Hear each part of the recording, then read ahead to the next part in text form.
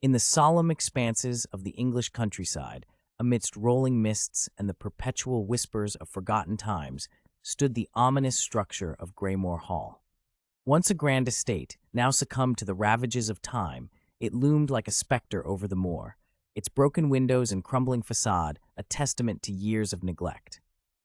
Ada Lovelace had returned to Greymoor Hall on the eve of All Hallows, driven by a burning curiosity about her late uncle, Alaric Montague, the last of the Greymoor lineage, who had vanished under shadowy circumstances.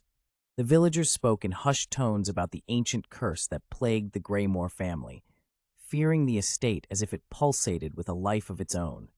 As Ada approached the Gothic gates, the wind seemed to carry cries and whispers, as though the house itself was lamenting its decay.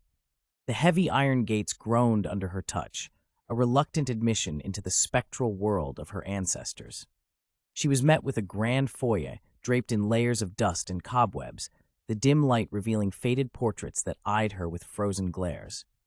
That night, as thunder rumbled distantly and the edges of the storm teased the moors, Ada explored the labyrinthine corridors of the hall.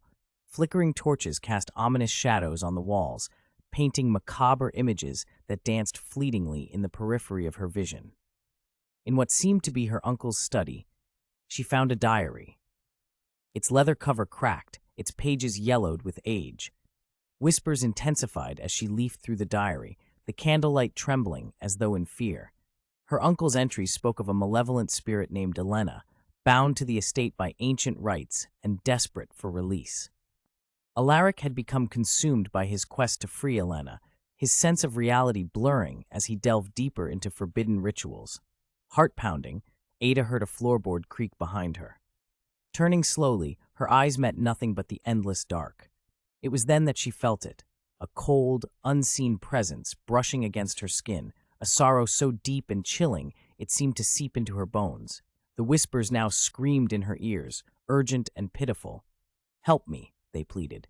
Determined to uncover the truth, Ada descended into the cellar at midnight, guided only by her flickering candle and a growing sense of dread. The air grew colder with each step, the darkness tighter. In the cellar, amidst ancient tomes and arcane symbols, stood a mirror, its surface swirling with an ethereal mist. Seeing no physical being, Ada approached the mirror. The face that looked back was not her own, but a visage twisted in eternal sorrow. "Free me," Elena's voice echoed through the glass, a soul ensnared by centuries of torment. Compelled by a resolve she didn't know she possessed, Ada recited an incantation she found in the diary, her voice steady amidst the chaos of howling winds and the mirroring screams of Elena.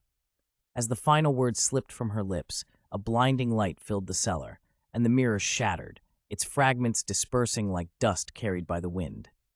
Silence fell over Greymoor Hall. The presence was gone. As dawn painted the skies with hues of gold and crimson, Ada walked away from the estate, the pages of the diary securely nestled in her bag.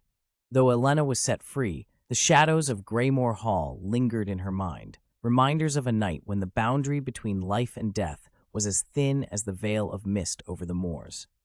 As she passed through the Gothic gates one final time, the wind seemed to carry a whisper of gratitude, or perhaps it was just the echo of a liberated soul, finally at peace.